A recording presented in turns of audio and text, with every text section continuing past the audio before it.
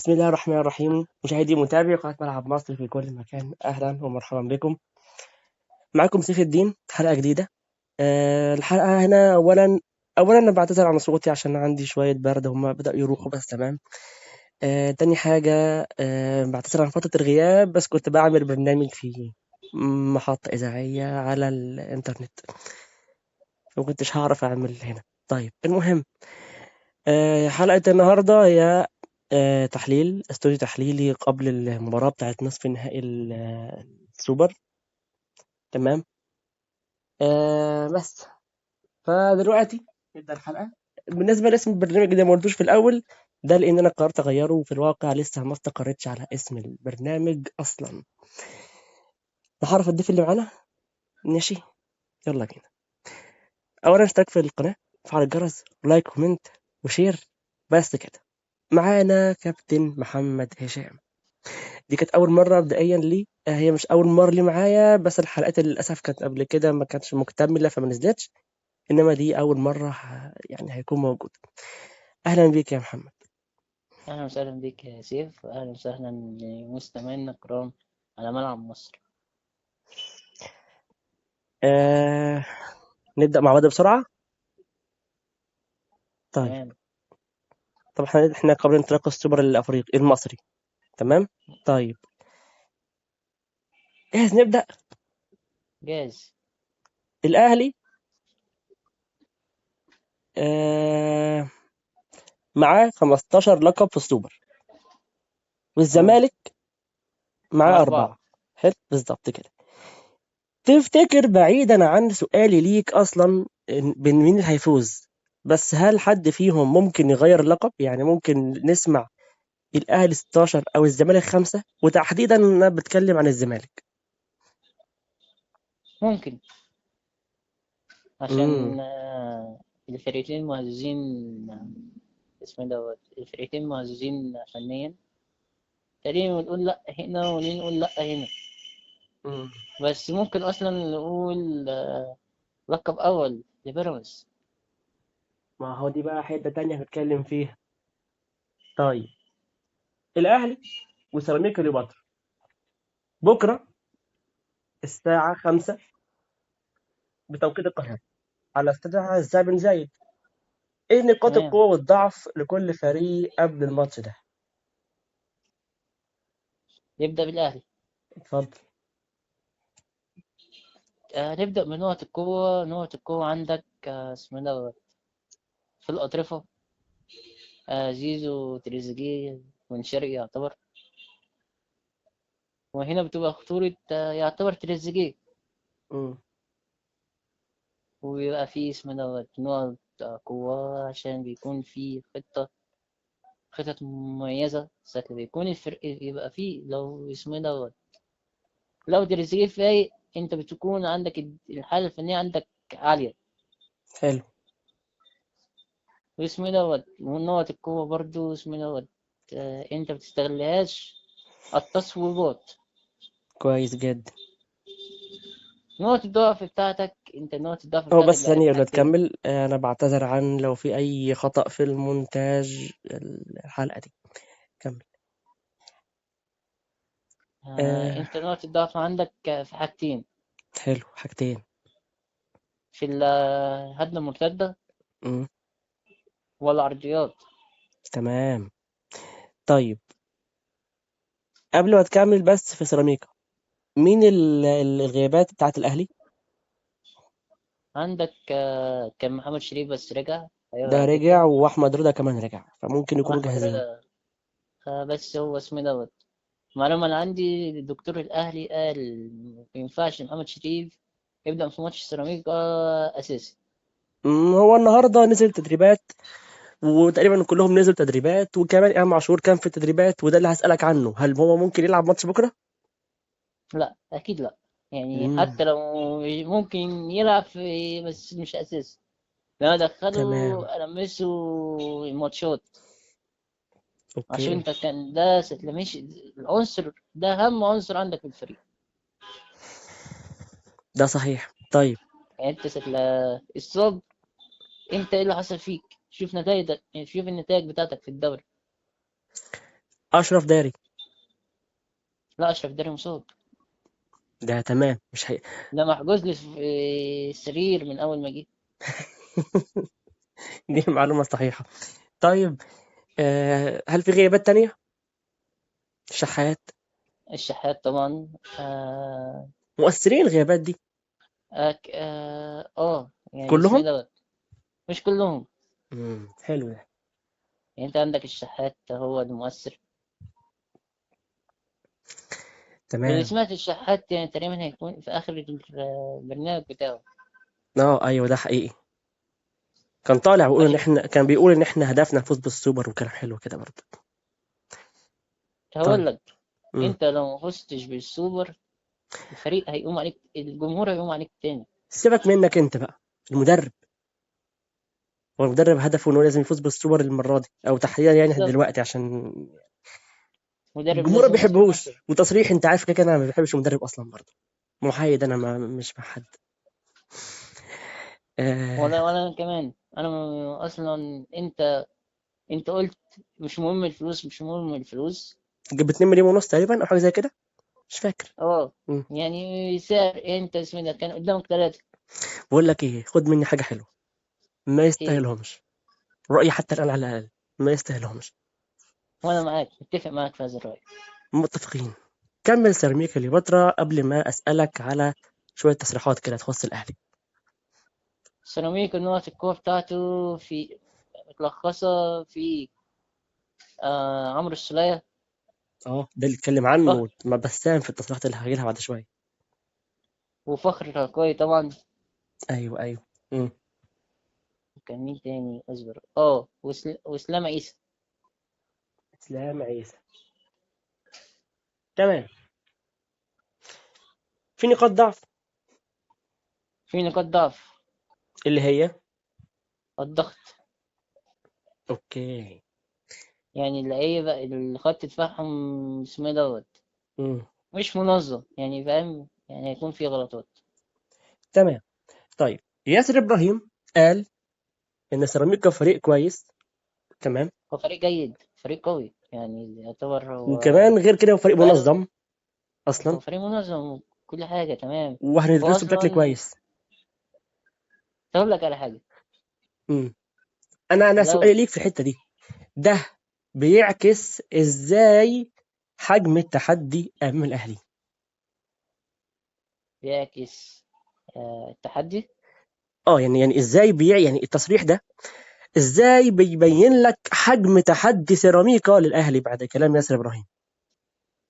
يا باشا. من صعوبة سيراميكا فريق. سيراميكا مثلا. من هل بعد التصريح ده هل هم مثلا هيفكروا ان هو نبقى اقوى، بس هنحاول نكسبهم بقى وكلام كده. هقول لك على حاجة. مم. أصلا رئيس اسمه نائب النادي هايد مكافأة 50,000 جنيه. دي اللي معلومة هيكسب حلوة. اللي هيكسبوا ماتش الأهلي، ولو كسبوا السوبر زيهم. واو. ده وما كويس جدا. كسبوش خير وبركة. يعني احنا بقالنا 3 سنين بنروح السوبر دوت بس بنخسر. مم. بس برضه سيراميكا يعني، شوف من فين لفين. بالظبط. برضه شوف من الدرجة التانية ولا التالتة لحد الأولى. يعني شوية كسر رابطة ياخد خش السوبر، كلام كده حلو، فأنت لا برضه لا، هو أحسن ما فريق فيش. صراحة قوي. بالظبط. طيب. والسنة دي هيخش في حاجة في أفريقيا تقريبا. ياسر إبراهيم أكد إن اللاعبين الكبار آه هينهوا أو هيقضوا على صعوبات كتير في الماتش. حلو. وطلب من دعم الجماهير. هل تمام. ده هيكون عامل حاسم في المباراة الأولى؟ اللي هي العامل اللي هو اللعيبة الكبار نفسهم مش الجمهور. هل اللعيبة الكبار ليهم دور قوي في الماتش الأول ده بالتحديد؟ هو مش المفروض في الأول بس. لا، أنا عشان كلامنا يعني عن الماتش ده بس، لو عايز تقول حاجة تانية أقول. هو أكيد طبعا اللعيبة الكبار يكون ليهم كلمة في الماتش. وبالذات ده، أنا لازم أكسب السوبر. لازم بالظبط. أهدي جماهيري شوية. بالظبط. بالظبط. حتى لو طيب. النتائج بتاعتي في الدوري مش أحسن حاجة. بس لا نتائجك في الدوري في مؤخرا ممكن تبقى لطيفة شوية، بعيد عن آخر بالظبط. مثلا ماتشين اللي هو البلوشيت والمصري، بس تمام يعني. بص أنا قلت لك قبل كده إن أنا حبي للمدرب ملوش أي علاقة بفوزه على أي نادي، لأن إحنا بالظبط. بنكسب ما بنلعبش، فدي حاجة مضايقاني أنا. بس عامة تمام. طيب طبعا يستروب قرر ياخد كل اللعيبة معاه، حلو. أو خد كل اللعيبة معاه. ما ده حقيقي، تمام. تمام. حتى المصابين. تمام. آه هل يعني هل ده بيعكس او هل ده بيوضح ثقة الاهلي في العمق وفي تحضير المباراة؟ يعني هل ده ليه تأثير في تحضيرك للماتش انك تاخد كل اللعيبة آه. كلها؟ لا، مش الفكرة. حلو ده، قول. الفكرة إن أنا هشوف أنهي لعيبة هاخدها معايا في التقسيمة. يعني هعمل التقسيمة بتاعتي في القاهرة زي اللي في القاهرة بالظبط، فاهم؟ بس انت خدت كل لعيبتك، يعني انا اقصد مثلا تجهيز. انت قلت لي في تجهيز ناس في مصابة، اللعيبة. فالناس دي ايه علاقتها لا بالماتش؟ لا، أفهمك. مم. اللعيبة المصابة دي اسمه ايه دوت بحضرهم نفسيا عمال ما يجولي. اوكي. طيب حسين السيد ده اللاعب بتاع سيراميكا كليوباترا، أيوة عارفه. قال ان مواجهة الاهلي صعبة لان هو بطل افريقيا، واحنا هنقدم مستوى يليق. حلو. حلو. التصريح ده هيزود الضغط على سيراميكا ولا هيحفزهم اكتر؟ بص هقول لك على حاجة حلوة. مم. هو هنا البداية ليه معنى، ليه اتنين معنى من هذا التصريح. حلو. حلو. آه... المعنى الأول مم. التحفيز. حلو، يعني هيحفز اللعيبه، بالظبط. خصوصا ده خبره برضه من اللعيبه الكبار، فانا عشان بالظبط كده كده. حطيت لك سؤال زي ده. مم. والمعنى التاني هو كده بيعمل حاجة ناس كتير أوي عملتها واتلسعوا. عارفها. هل تحب تقولها؟ الاستفزاز للأهلي. كويس. نرجع للاتحاد السعودي ثم ناس اه احنا كتير. بنهزر، انتوا بتهزروش. ما علينا. المهم، طيب بن شرقي، تمام، قال تمام. سيراميكا فريق كبير، حلو، تمام. باسلوب مميز، تمام. والجماهير والاجواء في الامارات دافع قوي. حلو. هل ده يخلي الاهلي يلعب بثقة زيادة لا. ولا يزود التوتر عندهم؟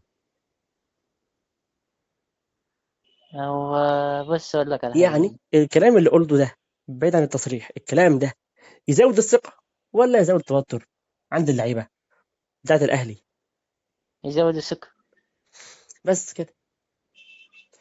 عايز تقول جزء تحليلي أو فني في الحتة دي؟ لا، مفيش.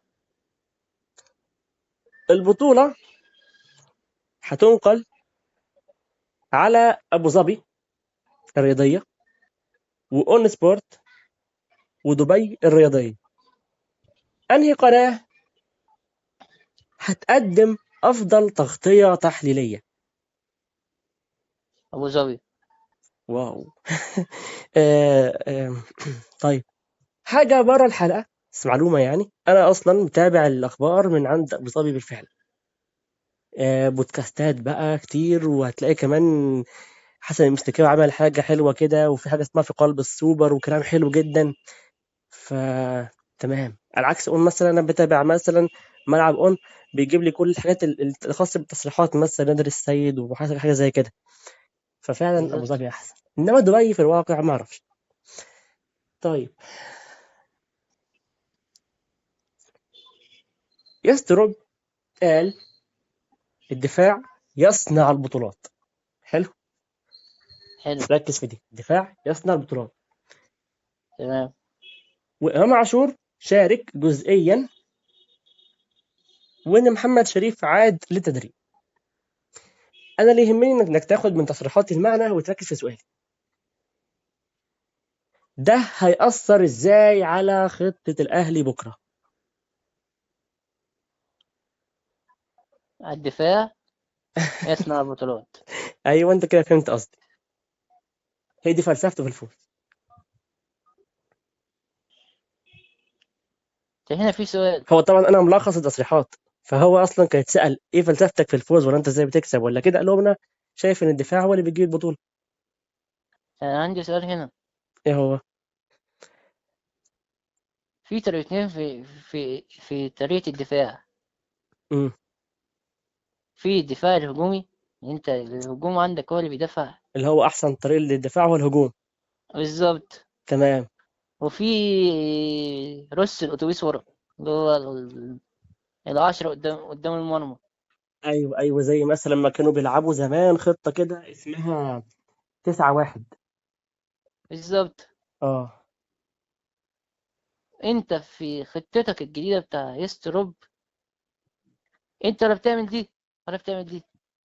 امم انت مش عارف انت ازاي هتدافع، بس ان شاء الله يدافع ويعمل لنا حاجة كويسة ويدي صورة أحسن.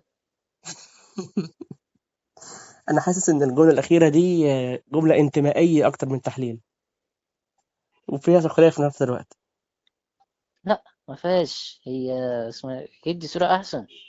لا، الناس مش الحتة حباه. بتاعت إن هو إن شاء الله يعني يعرف يدافع كويس ويجيب البطولة، يعني هي دي أنت قلتها، أنا حاسس فيها سخرية شوية. لا، ما فيهاش سخرية، أمنية. يعني فيها تشجيع. تشجيع. تمام. اللي هي برضه لها معنيين، فكنت لازم أوضح للجمهور حاجة زي كده، يعني ممكن تفتكر لا إن أنت تسخر بمدرب ولا حاجة.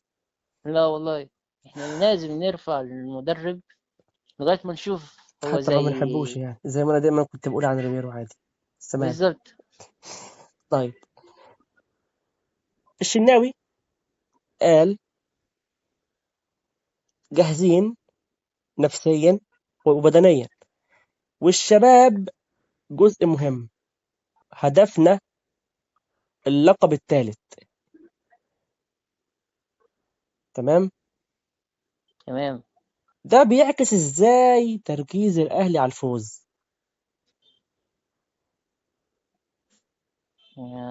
هنا اسمه دوت. هنا لا، احنا هنا رحنا لنقطة بعيدة.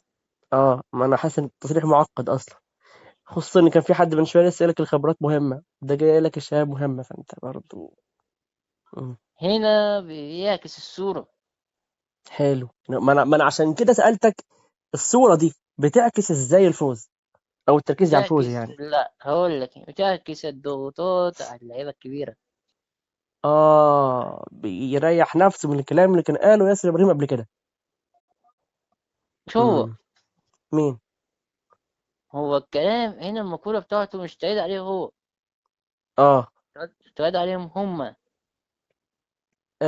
ايوه، يعني هو اتكلم باسلوب القائد عامه، وحب تمام. يصلح كمان اللي قاله ياسر ابراهيم عشان ما يتفهمش ان الدور يتحمل لوحدهم. بالظبط كده. تمام تمام تمام.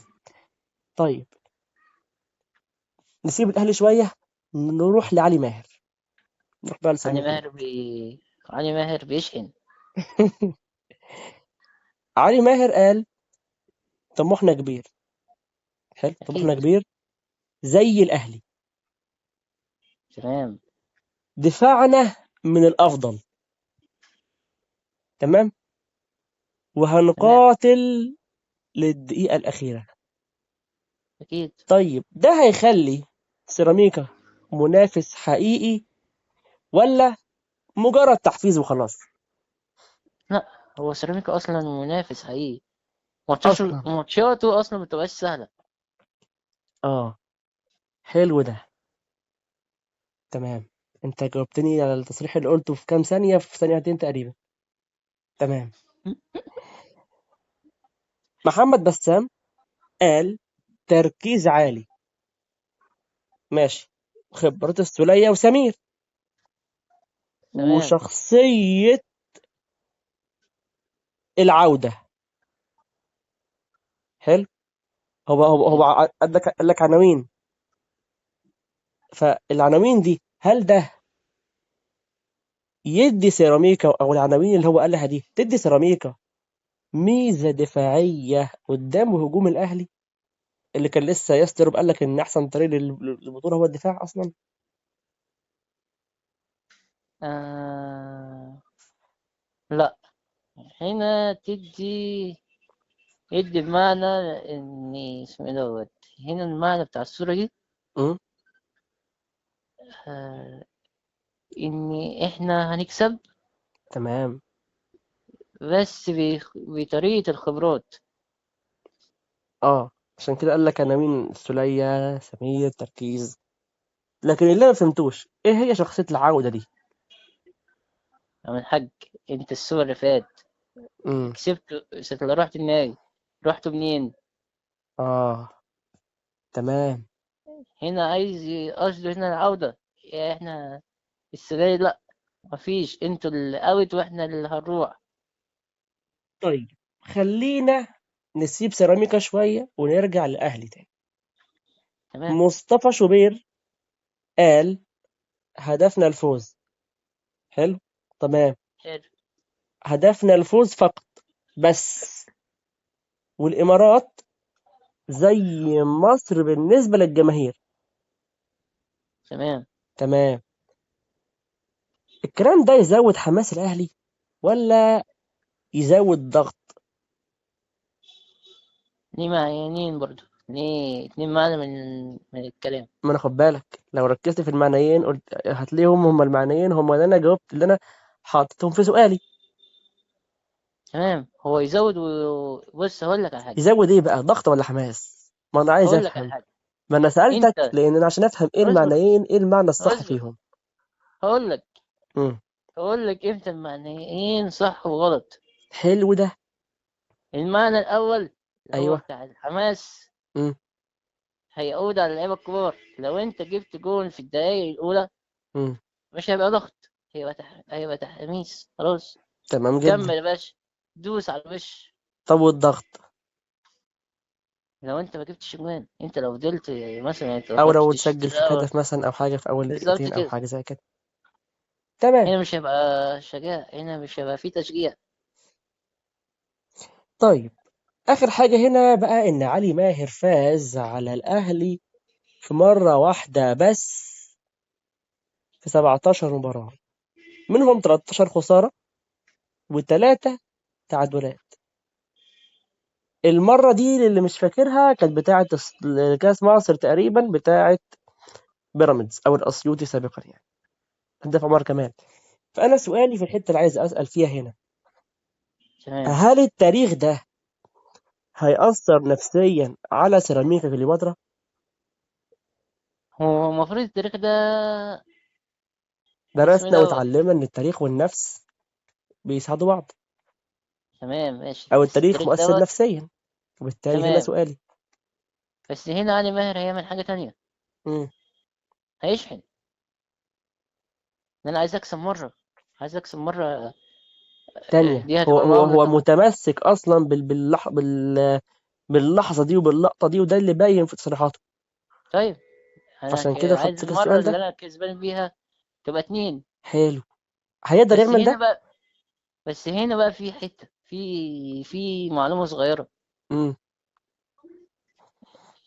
هيقدر يبقى نفسه طويل لمدة 90 دقيقة. ما ده كان سؤالي. حلو. هنا لو هيقدر خلاص هو يعتبر يعني هيحقق الرغبة بتاعته. تمام. خلصنا اهلي وسيراميكا. هل عندك حاجه حابب تقولها هنا؟ لا تمام، مش طبعا هيبقى هرجع التفكير. للتشكيلات وهرجع للتوقع، بس هل في فنيات ولا تحب تأجل الفنيات وانت بتقول التشكيلة؟ لا، هأجل الفنيات عشان أنا في تشكيلة لازم يبقى يعني فاهم. مع الفنيات يبقى في بتاعتها. فنيات مع التشكيلة بتاعتي. يبقى نروح للزمالك. اتفضل. الزمالك وبيراميدز بكرة الساعة كام؟ الساعة 7:30 توقيت القاهرة. تمام. على استاد آل نهيان. طيب، مين الأقرب للتأهل للنهائي وليه؟ هو الأقرب، يعني لو قلت لي الزمالك تمام، ليه الزمالك؟ بيراميدز تمام، ليه بيراميدز برضه؟ على الورق ولا؟ ليك. انت عايز تقول على الورق قول بص الورق، عايز تقول اتنين يبقى أحلى. بص يا باشا. مم. آه... على الورق والفنيات بيراميدز. بيراميدز. حلو. على لكن الأسلوب. لو على الأسلوب الزمالك. حلو. يبقى أنت مع الورق ولا مع الأسلوب؟ أنا مع الاتنين. أنا مش بسألك هتشجع مين. أنت شايف مين أنا هيكسب؟ شايف أنا اللي بشوف في الآخر في النهائيات بيراميدز والزمالك الأسلوب اللي بيكسب. يعني أفهم من كده إن الزمالك هو الأقرب للتأهل للنهائي ويواجه طب بقى الفائز من الأهلي وسيراميكا. بس لأ، بس الماتش ده 50-50، عارف ليه؟ ما أنا عشان كده أنت خد بالك من حاجة. أسئلتي لو أنت ملاحظ هي متعلقة على اللي بقوله، بمعنى إيه؟ إن أنا بسأل في الحاجات اللي فيها لغط زي ده. 50-50. تمام. حاجات ليها معنيين. فك تمام اللغز أنا أنت وقول لنا هفسرك. الصح بقى. طيب أنا جاي لك في الطريق. يلا بينا. الماتش ده 50-50، بس مم. في 50 أتقل من 50. حلو، مين هي ال50 دي؟ بتاعت الكرواتي. بس كده، هو ده إجابة سؤالي. كده يبقى بيراميدز الأقرب للفوز. أحمد عبد الرؤوف قال: لا نقلق، لدينا خطة لتعويض الغيابات واللاعبين هينفذوا التعليمات. طيب قبل بس ما أسأل سؤالي، مين هم الغيابات؟ ناصر منسي. حلو. خوان ألفينا. اخوان بسيرة. قصدي هو اسمه خوان ألفينا بصير. اوكي. اللي انا شايفه لاعب مش مؤثر عامة، بس يلا نكمل. مين تاني؟ ادم كايد. اسمه ده آدم كايد. محمد السيد اللي اصلا اتجمد لنهاية محمد الموسم اصلا بسبب اه ان هو بيماطل معاهم في التجديد. شوية يقول لهم لا استنوا هفكر مش عارف ايه، يعني فقال له تمام انت تتجمد لنهاية الموسم ونشوف بقى لحين اشهار اخر في امرك يعني. طيب في غيابات تانية؟ لا تمام تقريبا. جدا. انا مش متذكر برضو بس مع الوقت هنشوف. طيب هل الكلام اللي انا قلته من شوية ده يعوض أزمة دونجا ازاي؟ شوف انا جبت لك السؤال بقى منين اصلا. حتة تانية انت منتش في الغيابات.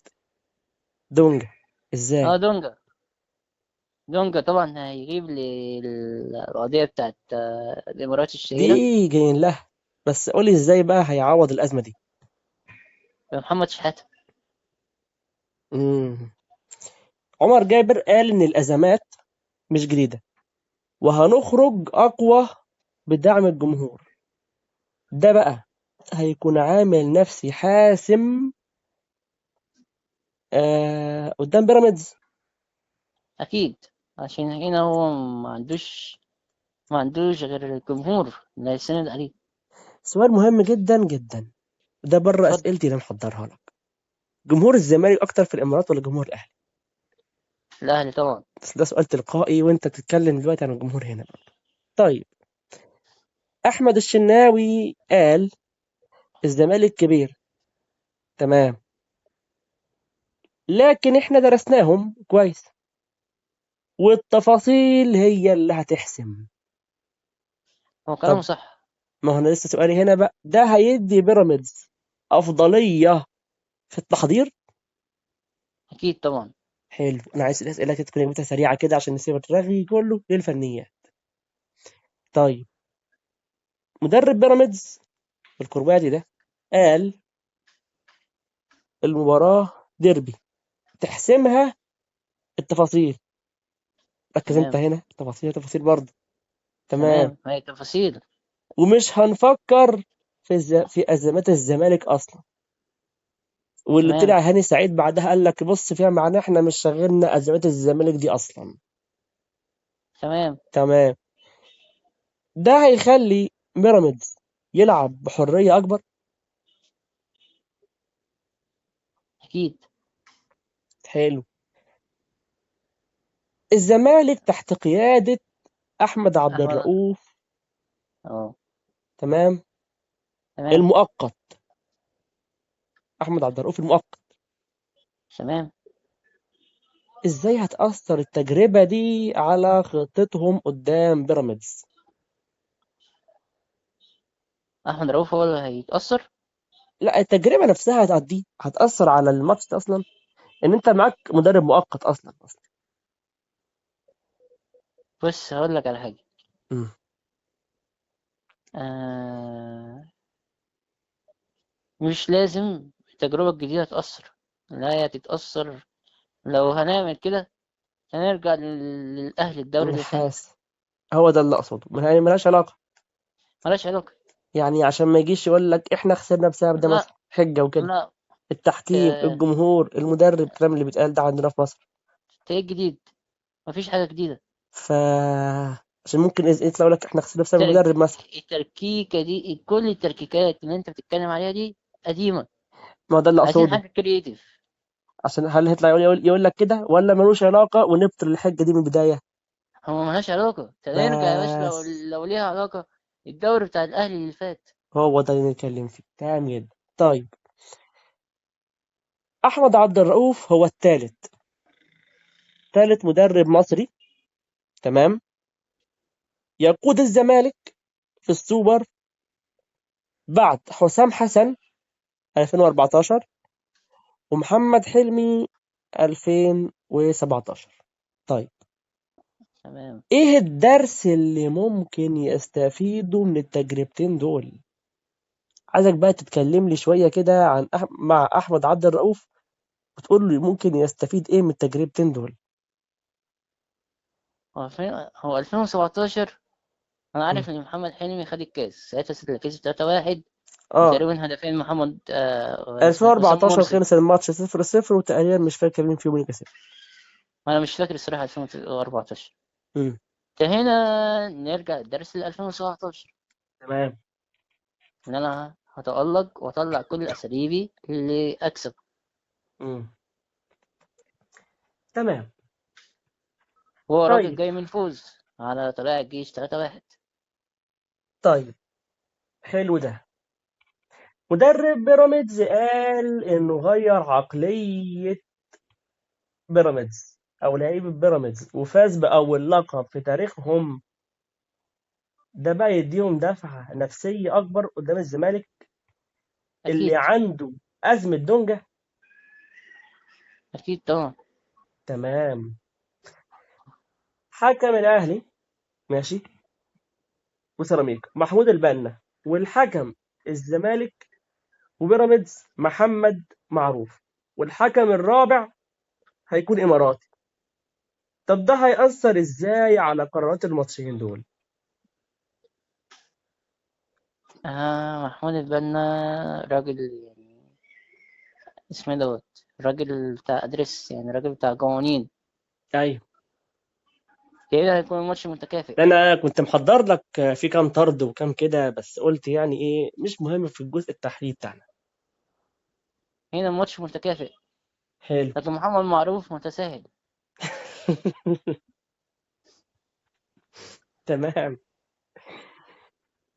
طب أثبت الإيقافات دونجا. تمام. عارفين 4 القصة. ماتشات. حلو. حلو. الاتحاد ما قالش للزمالك، بس الاتحاد بعدها جه اعلن ان هو عنده ايقاف. تمام. احمد عبد الرؤوف ازاي هيعوض الغياب ده في نص النهائي؟ انت قلت لي محمد شحاته. هل في حلول قلت اخرى؟ وكيف؟ لك الحل محمد شحاتة. ازاي بقى؟ هينزله، هيبقى يلعب اتنين قدام قلب الدفاع. مم. طيب، لو بترسم التشكيله متوقعه للاهلي قدام سيراميكا كليوباترا، مين اللي تمام. انت هتبدأ بيه في الهجوم والوسط والدفاع؟ سيبك من حراسة المرمى. علي أنا ولا على يستروب؟ لا، ارسم لي التشكيلة. تبدأ بمين في هتبقى الهجوم والوسط والدفاع؟ لو إمام مم. جاهز خلاص مكانه محجوز. تمام. ده لو إمام جاهز. طب برضو انت كده جاوبتني على جزء من الأسئلة. انا قلت ان انت تبدأ بمين في الهجوم والوسط والدفاع. ارسم لي التشكيلة كده، قولها لي. هبدأ اسمه إيه دوت. كده كده طبعا الشناف حراسة المرمى. تمام. تمام. 4 قدامه. ايوه. يبقى هاني 3 دقايق كده او طبعا. او دقيقتين كده، اقول الفنيات والحاجات دي كلها. اسمه إيه دوت. هاني على اليمين. امم. أنا هجيب كريم فؤاد على الشمال. امم. عارف اللي هو مش باك شمال، بس أنا ما عنديش. حلو. هيكون 2 في قلب دفاع، انت ياسر انا إبراهيم انت طبعا قولها بالفنيات، وفي الاخر قول لي بقى التشكيله على بعضها من غير فنيات. تمام. هلعب بمحمد هاني امم. وكريم فؤاد. حلو قوي. طبعا. المساكين بقى في مثبت 2 دفاع. 2 دفاع هيكون ياسر و... ياسر. واسمه ده وياسين. حلو. ياسر وياسين. غريبه شويه. فنياتك في حته هنا فنيه في دي ولا لا؟ لا، الاتنين دول بقالهم ماتشين بيلعبوا مع بعض. تمام. هنا الوسط. تمام. الخطه اصلا كام؟ اللي انت 4 3 ارسم 3. ارسم لي التشكيله، ايوه كده. حلو. 4 4 3 3 3. 3 كملي خط الوسط وفنيات. الوسط هيكون فيه 3. امم. مروان عطية تمام. ومحمد علي بن رمضان حلو جدا. وتريزيجيه. واو، يعني هنا تريزيجيه هيلعب هنا في الوسط بنفس في الوسط. الطريقة اللي قلت لك عليها كذا مرة، أنا ما بحبهاش. لو أنا الصراحة هلعب بطريقة تانية. امم. بس دي خليها في الفنيات. طيب كملي، مين تمام. اللي ده مهاجمين؟ زيزو حلو. على اليمين، امم. وأشرف بن شرقي على حلو الشمال. حلو. وفي الهجوم كريزي حلو شوية. قوي. في هنا فنيات. انت قلت الفنيات سيبها بعدين. ما احنا كده خلصنا التشكيلة. خش على الفنيات. الفنيات. الفنيات عايزة من ورا ولا عايزة منين بالظبط؟ ابدأ لي بقى، ارسم لي التشكيلة. اقعد انت كده المدرب ونزلت تشكيلتك. يلعبوا ازاي ولا لا، هيعملوا ايه؟ هقلبها ل4 1 4 1. حلو. أو لا، مش هقلبها ل4 1 ل4 1، هقلبها ل4 2 3 1. تمام. اسمه دوت. الأربعة هيبقوا ورا على خط واحد. تمام. ومروان وهسيب وبن قدامهم رمضان. إيه؟ مروان وبن رمضان. وهسيب مروان قدامهم. اه، 4-1 4-1. مروان بس. واصبر بس يا حاج، اتقل عليا. ما انا عايز اوصل حته، هي 4-1 4-1 ولا 4-2 3-1؟ أنا هعمل 4 1 4 1، بس ممكن تتغير الرابع في اللي نص الماتش قدام. مثلا. الرابع اللي قدامهم ده مش هخليه يلعب المهاجمين دول هيلعب. جنب صانع الألعاب. هلعبه ورا صانع هيكون الألعاب. متنقل يعني. اه. حلو. بين الدايرة وبين صانع الألعاب. حلو جدا. كمل. بس اختصار في هيكون دقيقه كده عشان ندخل على الزمالك. اسمه التلاتة اللي قدام. هجيب تريزيجيه على الشمال حلو. وزيزو على اليمين. حلو جدا. وهلعب بن شرقي في النص. حلو قوي، احنا كده تمام. طيب، تشكيله الزمالك قدام بيراميدز مع غياب دونجا طبعا والاسماء اللي انت قلتها لي قبل كده. هيكون طبعا في حراسة ازاي؟ مرمى. هيكون صبحي. ايوه. 4 في خط الظهر. حلو. انا مش عايز فنيات غير اللي انا هسالك فيها، بس كملي في التشكيله هي. عن يمين عمر جامل، قصدي عمر جابر. ايوه. عن اليسار محمود بالتاج. حلو جدا. 2 قلب دفاع، حسام عبد المجيد ومحمد إسماعيل. حلو قوي. في الوسط 3 امم. هيكون محمد شحاتة حلو. وعبد الله السعيد حلو. اسمه ايه ناصر ماهر. امم تمام. قدامهم ثلاثة. امم عن يمين أنا سمعت اللي هو بيجهز المغربي بن علي. تمام. انا اصلا قدك ما اعرفش مين ده. اسمه تقريبا مش عارف ايه، حاجه معالي كده تقريبا. اه حاجة ايوه، معالي اه. حاجه زي كده، اه. وانا معالي. اه. حاجة معالي. وعلى اليسار آه، طبعا هيبقى شوكو بنزا. تمام. وفي الهجوم هيكون هويبي الدباغ. طيب سؤالي ليك، انا مش عايز اتفضل. فنيات غير بس انك تقول لي ازاي هيترتب خط الوسط. قلت لك هيكون شحاتة قدام محمد إسماعيل وحسام عبد المجيد، وعبد الله وماهر هيتألقوا في الهجوم. طيب خلينا نقول قائمة الزمالك، ولو عندك تعديل على التشكيلة وعلى كلامك قوله لي. حراسة المرمى محمد صبحي وعواد، والدفاع هتلاقي عندك الونش وبنتايج وفتوح، وفي كمان هتلاقي عبد الله السعيد وناصر ماهر، وفي الدباغ وفي الجزيري. تمام. انا طبعا ما قلتش القايمة، انا قلت اللي انا محتاج اعرفهم بس. فعندي سؤال بس في دول التشكيلة، انا متوقعة من اللي انا قلتهم دول، هل في حد ممكن ينزل فيهم من اللي انا، الجزيري مثلا، الونش مثلا؟ الجزيرة أكيد هينزل. ما كان اسمه دوت وليه مش عواد؟ عباية. ليه صبحي مثلا كده يعني؟ عشان هو بقالهم فترة على صبحي. تو أكيد في البطولة زي دي مش هيقول لك تعالى ويلخبط الدنيا. طيب غياب ناصر منسي ومحمد السيد فنيا وادم كايد، اصابه طبعا مع ايقاف دونجا.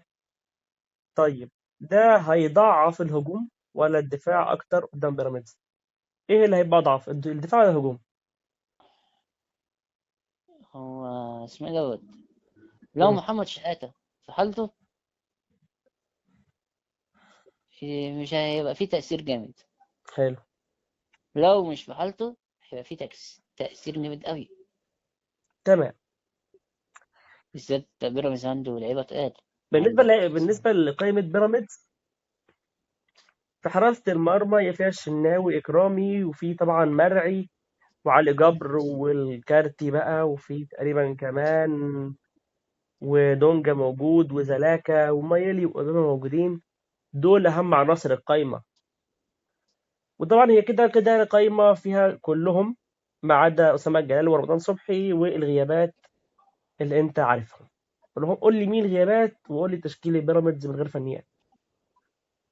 هو تقريبا رمضان صبحي واسمه ده وأحمد سامي. أسامة جلال زي ما قلنا. قصدي أسامة جلال. أيوه، وتقريبا باتي توريه مصاب تقريبا. تقريبا. تقريبا ومصطفى فتحي طبعا موجود في القايمة والكلام ده. مين بقى تشكيلة سريعا؟ أحمد الشناوي طبعا في حراسة المرمى. حلو. 4 في خط الظهر. أيوه. على اليمين محجوز طبعا محمد الشيبي. امم على الشمال هيكون محمد حمدي. الشيبي، أحمد حمدي. اتلخبط. 2 في قلب الدفاع امم هيكون اسمه دوت هيكون محمود مرعي وأحمد سامي. حلو جدا. 3 في وسط الملعب امم اسمه دوت مهند لاشين تمام. وأحمد عاطف قطة امم ووليد الكارتي. تمام. وفي الأمام ثلاثي امم مصطفى فتحي والبرازيلي كان اسمه ايه. طيب. عندهم لاعب برازيلي. تمام. ايفنتون ايوه، هو ايفرتون. هو ايفرتون. طيب ايفرتون في ايفرتون وفي آه قدام ميل. طيب عندي سؤال. اتفضل. ايفرتون وبلاتي توريه اللي انا قلت انه مصاب، وعندك كمان دودو الجباس في الهجوم مثلا، مم.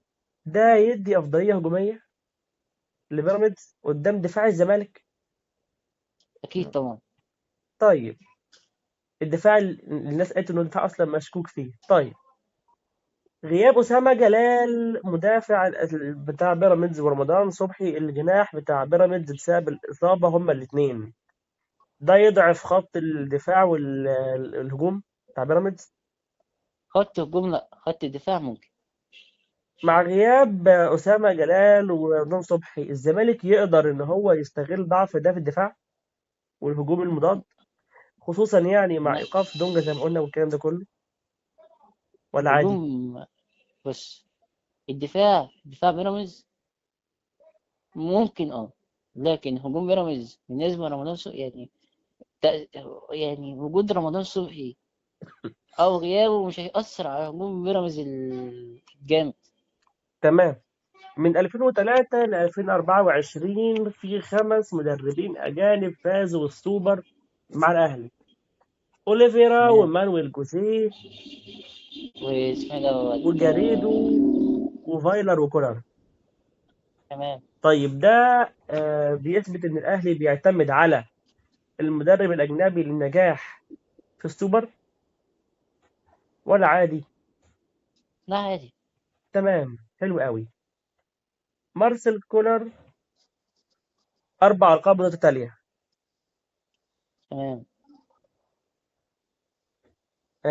هل ده يدي حافز ليستروب؟ أكيد. تمام. الزمالك دلوقتي عنده مدرب مصري مؤقت، والأهلي دايما أجنبي. إيه تمام. الفرق اللي بيظهر في نص النهائي من وجهة نظرك؟ بسرعة كده في كام ثانية عشان وقت الحلقة. يعني الفرق بيبقى في الأساليب. تمام. النظام الجديد بقى اللي اتحاد الكورة بيفكر فيه، بيقولوا بطل وصيف الدوري والكاس. حلو ده، يرفع مستوى السوبر أكتر من الشكل الحالي. يعني هم شايفين مين بطل كاس الرابطة، ما ينفعش ياخدوا يعني، احنا ناخد بطل الدوري وبطل الكاس والوصيف بتاع الاثنين، وحلو قوي كده بس. أنا حاسس إن الموضوع ده يرجع للتسويق. أنا بكسب تمام. بأنهي شكل الج- ماديا. طيب الجوائز هتبقى 300,000 للفايز. ده يحفز سيراميكا كليوباترا لأول مرة يعني يحاول يكسب أو كده. أكيد. طب آخر سؤالين: لو النتيجة 1-1 في الدقيقة 90 في أي ماتش في نص النهائي، مين اللي ضربات الجزاء حلو، مين اللي ممكن يسجل هدف التأهل؟ في الوقت الضايع. للفريقين يعني للماتشين. الأهلي وبيراميدز. حلو قوي. أخيرا، توقعك النهائي للبطل قبل انطلاق الماتشات بقى كده، ورسالة سريعة للأربع فرق. مم. الأهلي إن شاء الله يفوز بالبطولة.